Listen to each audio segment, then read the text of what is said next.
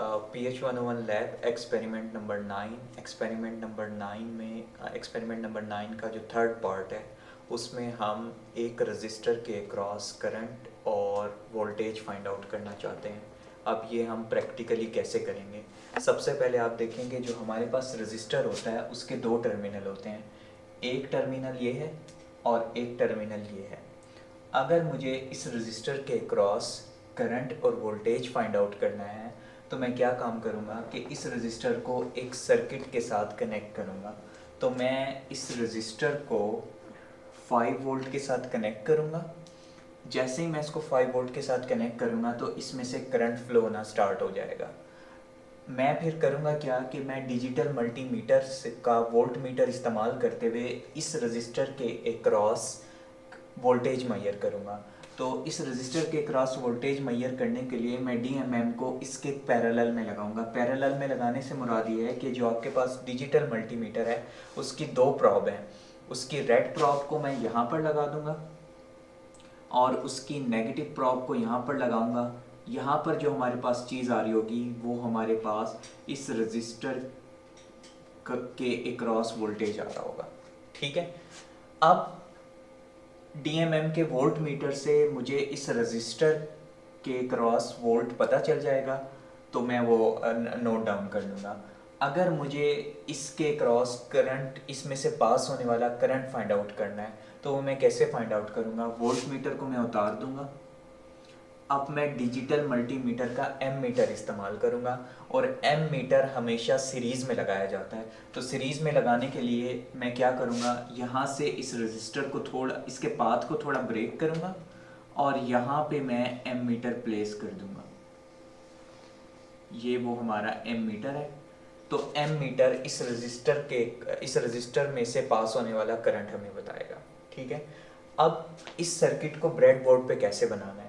ये bread board पे या डिजिटल ट्रेनर बोर्ड पे कैसे बनाएंगे? हमारे पास जितने भी इलेक्ट्रॉनिक सर्किट हैं उसको प्रैक्टिकली बनाने के लिए हम डिजिटल ट्रेनर बोर्ड इस्तेमाल करते हैं। ये हमारे पास डिजिटल ट्रेनर बोर्ड है। इस डिजिटल ट्रेनर बोर्ड को अगर देखा जाए तो उसके ऊपर ये जो वाइट कलर का आपको पोर्शन नज़र आ रहा है ये हमारे पास है ब्रेड बोर्ड। ठीक है, जितना भी सर्किटरी होती है वो हम ब्रेड बोर्ड के ऊपर बनाते हैं। इस ब्रेड बोर्ड के ऊपर आपको मुख्तलिफ होल्स नज़र आ रहे हैं। ये होल्स अगर आप देखें ऊपर ABCDEF, तो ये तकरीबन 6 होल्स हैं। इसके बाद दरमियान में स्पेसिंग है जिसको हम बोलते हैं गटर।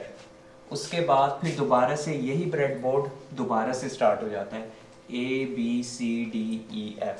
ठीक है, तो ये ब्रेड बोर्ड दोबारा से स्टार्ट हो जाता है और फिर आगे इसके मज़ीद ब्रेड बोर्ड है। अब आपने याद रखना है कि ये ब्रेड बोर्ड हॉरिजेंटली कनेक्टेड होता है। हॉरिजेंटली कनेक्टेड के से मुराद ABCDEF ये आपस में कनेक्टेड है या आपस में शॉर्ट है, जबकि ये रो वाइज तो शॉर्ट हैं लेकिन कॉलम वाइज शॉर्ट नहीं है। मतलब इसका ये वाला पोर्शन और इसका ये वाला पोर्शन शॉर्ट नहीं है। अगर मुझे इस रजिस्टर को इस ब्रेडबोर्ड के अंदर प्लेस करना है तो इसके दो टर्मिनल हैं। एक तरीका तो यह है कि मैं सबसे पहला तरीका अपनाता हूं कि मैं इसको कैसे प्लेस करूंगा। मैं यहां पे इसको प्लेस कर सकता हूं। अगर मैं इस रजिस्टर को उठा के इसके दो होल्स के दरमियान में रख दूं तो क्या मैं ऐसे रजिस्टर को प्लेस कर सकता हूं? नहीं, हम रजिस्टर को ऐसे प्लेस नहीं कर सकते। रीज़न क्या है? क्योंकि ये आपस में शॉर्ट हैं। तो ये रजिस्टर के दोनों टर्मिनल आपस में शॉर्ट हो गए। तो इसकी वजह से जब ये शॉर्ट हो गए, दोनों टर्मिनल आपस में कनेक्टेड हैं, तो कोई करंट इसमें से फ्लो नहीं करेगा। तो ये रॉन्ग वे है किसी भी कंपोनेंट को सर्किट में प्लेस करने का। इसको मैं कैसे लगा सकता हूँ? इसको मैं दो तरीक़ों से लगा सकता हूँ। एक तरीका ये है कि मैं इसके इस टर्मिनल को, एक टर्मिनल को ऐसे कनेक्ट करूँ और एक टर्मिनल को ऐसे कनेक्ट करूँ।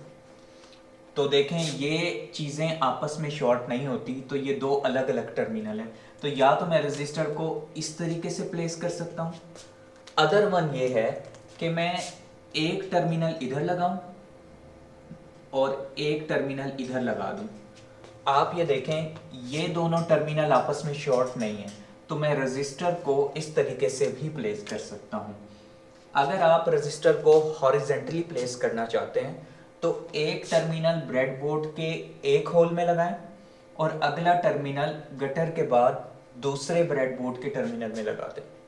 अगर आप वर्टिकली प्लेस करना चाहते हैं, ये हॉरिजेंटली प्लेस है, अगर आप वर्टिकली प्लेस करना चाहते हैं तो वर्टिकली प्लेस के लिए आपको एक टर्मिनल ऊपर कनेक्ट करना है, एक टर्मिनल नीचे कनेक्ट करना है, ठीक है। अब मैंने रजिस्टर को इस तरह प्लेस किया, सपोज ये मैं दोबारा से ड्रॉ कर देता हूँ।